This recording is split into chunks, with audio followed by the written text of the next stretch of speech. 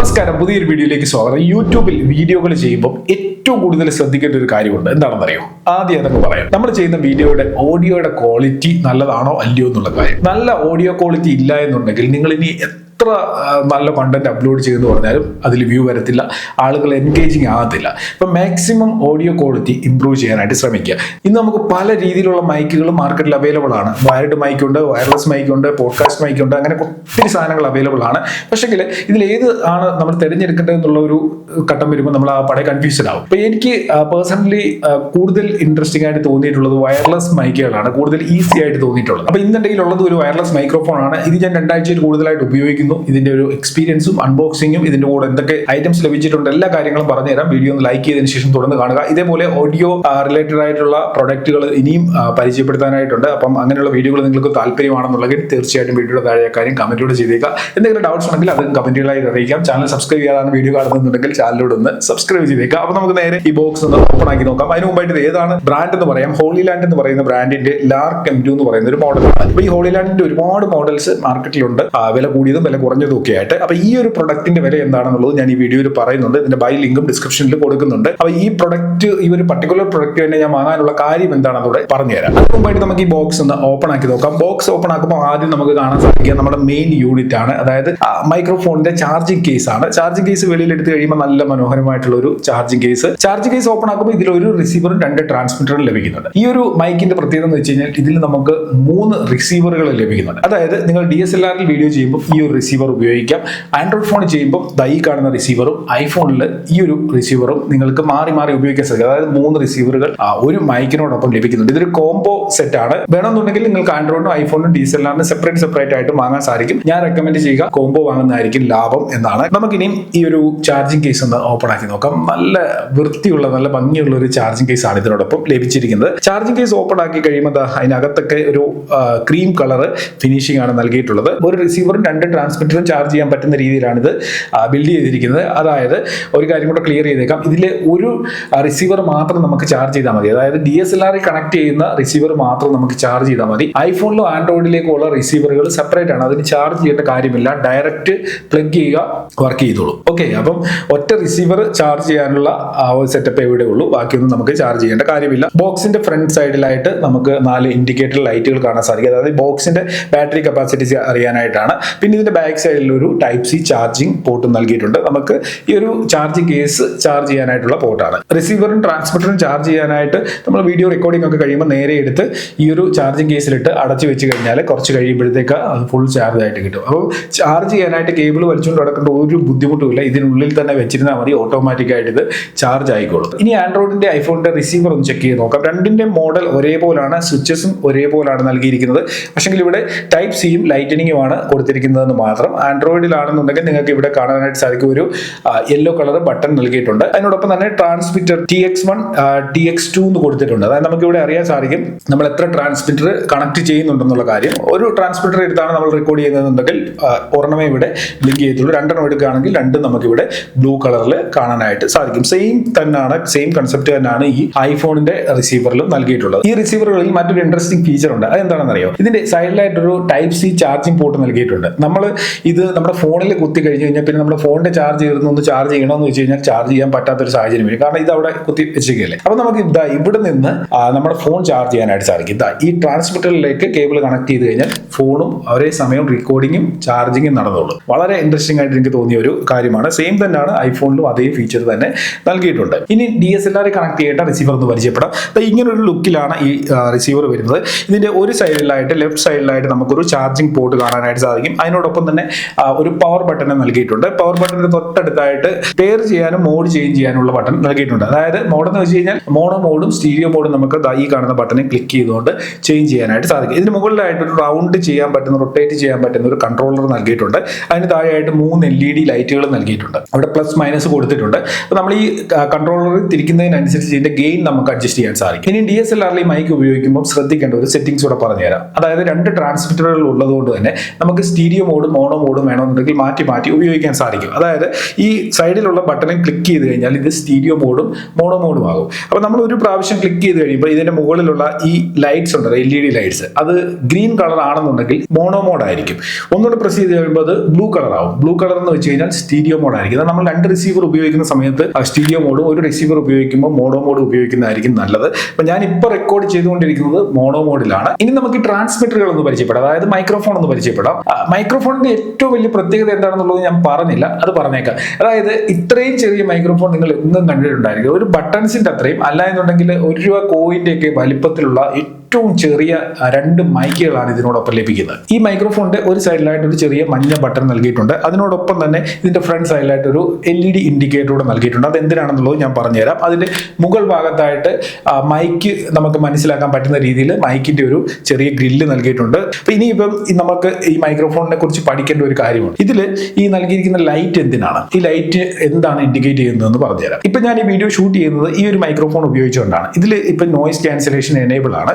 Noise cancellation enable ആയതുകൊണ്ട് തന്നെ ഇതിൽ നൽകിയിരിക്കുന്ന ലൈറ്റ് ഉണ്ടല്ലോ, അത് പച്ച കളറിലായിരിക്കും കാണാൻ സാധിക്കുക. ഇനി നോയിസ് ക്യാൻസലേഷൻ ഓഫ് ചെയ്ത് കഴിഞ്ഞാൽ, ഓഫ് ചെയ്യാനായിട്ട് ഈ കാണുന്ന യെല്ലോ ബട്ടണിൽ ഒന്ന് പ്രസ് ചെയ്താൽ മതി. അപ്പൊ ഇത് ഓഫ് ആവും. ഓഫ് ആയി കഴിയുമ്പോൾ ഇവിടെ ലൈറ്റ് ബ്ലൂ കളറിലേക്ക് മാറും. ഇനി നോയിസ് ക്യാൻസലേഷൻ ഓൺ ചെയ്യണമെന്നുണ്ടെങ്കിൽ ഈ കാണുന്ന ബട്ടണിൽ ജസ്റ്റ് ഒന്നുകൂടെ പ്രസ് ചെയ്ത് കഴിഞ്ഞാൽ ഇപ്പം നോയിസ് ക്യാൻസലേഷൻ ഓൺ ആയിട്ടുണ്ട്. ഇത്രയും കാര്യമുള്ളൂ. സിമ്പിൾ ആയിട്ട് നോയിസ് ക്യാൻസലേഷൻ ഓൺ ചെയ്യാനും ഓഫ് ചെയ്യാനും നമുക്ക് സാധിക്കും. DSLR റെക്കോർഡ് ചെയ്യുമ്പോഴും ഫോണിൽ റെക്കോർഡ് ചെയ്യുമ്പോഴും നോയിസ് ക്യാൻസലേഷൻ ഈ രീതിയിൽ തന്നെയാണ് ഓൺ ചെയ്യുകയും ഓഫ് ചെയ്യുകയും ചെയ്യുന്നത്. ഇനി DSLR നമുക്ക് മറ്റൊരു സെറ്റിംഗ്സോടെ ചെയ്യാനായിട്ട് സാധിക്കും. ഗെയിൻ കൂട്ടിയും കുറച്ചും നമുക്ക് റെക്കോർഡ് ചെയ്യാനായിട്ട് സാധിക്കും. അത് ഞാൻ നിങ്ങൾക്കൊന്ന് കാണിച്ചു തരാം. ഇപ്പം ഞാൻ ഗെയിൻ ഏറ്റവും കുറച്ചിട്ടിരിക്കുകയാണ്.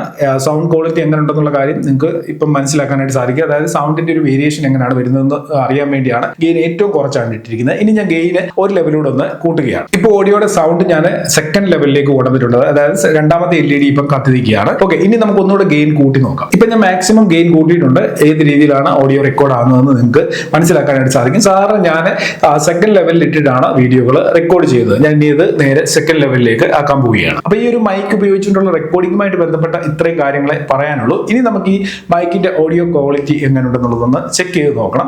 ഇപ്പൊ ഞാൻ സ്റ്റുഡിയോ സെറ്റപ്പിൽ ചെറിയൊരു എക്കോ ഒക്കെ ഉണ്ട് ഇവിടെ, എന്നാലും എനിക്ക് തോന്നുന്നു വലിയ കുഴപ്പമില്ലെന്ന് തോന്നുന്നു. അപ്പോൾ ഒരു സ്റ്റുഡിയോ സെറ്റപ്പിൽ ആണ് വീഡിയോ ചെയ്യുന്നത്. അപ്പോൾ ഇതിൽ സൗണ്ട് ക്വാളിറ്റി നോയിസ് ക്യാൻസലേഷൻ ഇട്ടുകൊണ്ടാണ് ഇപ്പം ചെയ്യുന്നത്. അപ്പോൾ എങ്ങനെയാണ് സൗണ്ട് റെക്കോർഡ് ആവുന്നത് നിങ്ങളിപ്പോൾ ഈ വീഡിയോ കണ്ടപ്പോൾ ഏകദേശം നിങ്ങൾക്ക് മനസ്സിലായി കാണും. ഇനി നമുക്ക് നോയിസ് ക്യാൻസലേഷൻ ഒന്ന് ഓഫ് ചെയ്തിട്ട് ഒന്ന് മ്യൂട്ട് ആയിട്ട് നോക്കാം. അപ്പം ഓഡിയോ എങ്ങനെയാണ് ക്യാപ്ചർ ആവുന്നതെന്ന് മനസ്സിലാക്കാൻ പറ്റും. ജസ്റ്റ് ഞാൻ ഈ ബട്ടണിൽ ഒന്ന് ക്ലിക്ക് ചെയ്ത് നോയിസ് ക്യാൻസലേഷൻ ഓഫ് ചെയ്തു. ഇനി ഞാനൊന്ന് mute Ave.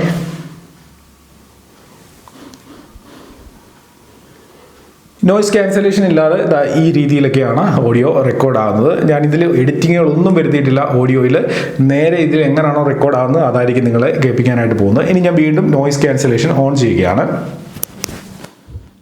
Okay, noise cancellation on ആയിട്ടുണ്ട്. ഇനി ഞാനൊന്ന് മ്യൂട്ട് ആകാം. അപ്പം നിങ്ങൾക്ക് കമ്പയർ ചെയ്ത് നോക്കാനായിട്ട് പറ്റും.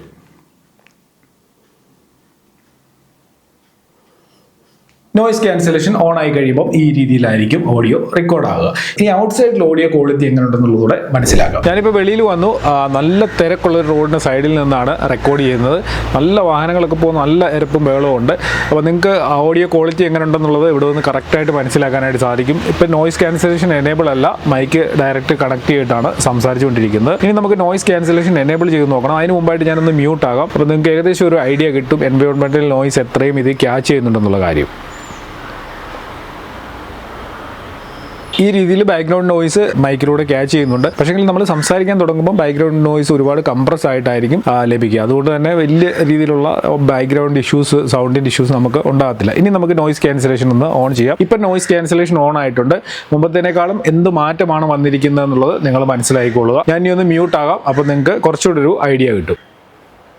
ഓക്കെ, അപ്പോൾ ഈ ഒരു രീതിയിലായിരിക്കും നോയിസ് ക്യാൻസലേഷൻ എനേബിൾ ചെയ്തതിന് ശേഷം നമ്മുടെ ഓഡിയോ റെക്കോർഡ് ആവുന്നത്. എന്തായാലും ഞാനിപ്പോൾ ഈ നിൽക്കുന്ന ഇത്രയും തിരക്കുള്ള ഒരു സ്ഥലത്ത് നിന്നൊന്നും നമ്മൾ എന്തായാലും വീഡിയോ ചെയ്യാൻ പോകുന്നില്ല. അമ്മാതിരി റഷ് ആയിട്ടുള്ള ഒരു റോഡിൻ്റെ സൈഡിലാണ് ഞാൻ നിൽക്കുന്നത്. അപ്പം ഇത്രയും സൗണ്ടും കാര്യങ്ങളും ഒന്നും നമ്മൾ സാധാരണ വീഡിയോ ചെയ്യുന്ന സമയത്ത് വരാൻ സാധ്യതയില്ല. എന്തായാലും ഈ ഒരു ക്വാളിറ്റി ഔട്ട്സൈഡിൽ ഈ ഒരു മൈക്രോഫോണിൽ നിന്ന് ലഭിക്കുന്നുണ്ട്. മൈക്കിൻ്റെ എല്ലാ സെറ്റിംഗ്സുകളും ഫീച്ചേഴ്സും നമ്മൾ മനസ്സിലാക്കി. ഇനി നമുക്ക് എങ്ങനെ ഇത് നമ്മുടെ ഷട്ടിൽ ഫിക്സ് ചെയ്യാനായിട്ട് സാധിക്കുമെന്ന് നോക്കാം. അതിനായിട്ട് ഇതിനോടൊപ്പം തന്നെ ചെറിയ ചെറിയ മാഗ്നറ്റുകൾ നൽകിയിട്ടുണ്ട്. ഈ മാഗ്നറ്റ് ഉപയോഗിച്ചുകൊണ്ട് നമുക്ക് ഷട്ടിലോ അല്ലെങ്കിൽ എവിടെ വേണമെങ്കിലും ഇത് ഫിക്സ് ചെയ്ത് വെക്കാനായിട്ട് സാധിക്കും. ഈ മൈക്കിന്റെ ബാക്ക് സൈഡിൽ ചെറിയൊരു മാഗ്നറ്റ് ഉണ്ട്. ഇത് ഇങ്ങനെ അങ്ങ് ഫിക്സ് ചെയ്യുകയാണ്. സിമ്പിൾ പരിപാടിയാണ്, ഒരു ബുദ്ധിമുട്ടുമില്ല. ഇത് ഈ മൈക്ക് ഇവിടെ ഇരിപ്പുണ്ടെന്ന് ഒരുത്തർക്കും മനസ്സിലാകത്തുമില്ല. നമുക്ക് ആവശ്യത്തിന് വീഡിയോ ഇതേപോലെ റെക്കോർഡ് ചെയ്ത് പോകാനും സാധിക്കും. ബോക്സിനുള്ളിൽ ഇനി മറ്റെന്തൊക്കെ അക്സസറീസ് ഉണ്ടെന്ന് കാണിച്ചുതരാം. ഇതേപോലെ മാഗ്നറ്റ് ഉള്ള ചെറിയൊരു ക്ലിപ്പ് ഉണ്ട്. ഒപ്പം തന്നെ ഇതേപോലെ 2 മാലകൾ നൽകിയിട്ടുണ്ട്. ഈ മാലകളുടെ ഏറ്റവും താഴെയായിട്ടൊരു ചെറിയ മാഗ്നറ്റ് കൊടുത്തിട്ടുണ്ട്. ഇപ്പൊ ഇതേപോലെ നമുക്ക് മാല ഇട്ടിട്ട് ആ മാഗ്നറ്റിലോട്ട് ജസ്റ്റ് മൈക്ക് കണക്ട് ചെയ്തുകൊണ്ട് നമുക്ക് ഓഡിയോ റെക്കോർഡ് ചെയ്യാനായിട്ട് സാധിക്കും. ഈ മാല പരിപാടി എനിക്ക് വളരെ ഇഷ്ടപ്പെട്ടു. ഞാൻ കഴിഞ്ഞ ദിവസങ്ങളിൽ 1-2 വീഡിയോകൾ ഇതേപോലെ ഈ മാല ഇട്ടിട്ടാണ് ചെയ്തത്. അപ്പൊ വീഡിയോയുടെ കമന്റ് സെക്ഷനിൽ പലരും ചോദിക്കുന്നുണ്ടായിരുന്നു, ഈ ലോക്കറ്റ് ഇവിടെ നിന്ന് വാങ്ങിയതാ, എന്താ സംഭവം ഇതാണ്. ഇതിന്റെ അറ്റത്ത് മൈക്കാണ്, വേറൊന്നുമല്ല കേട്ടോ.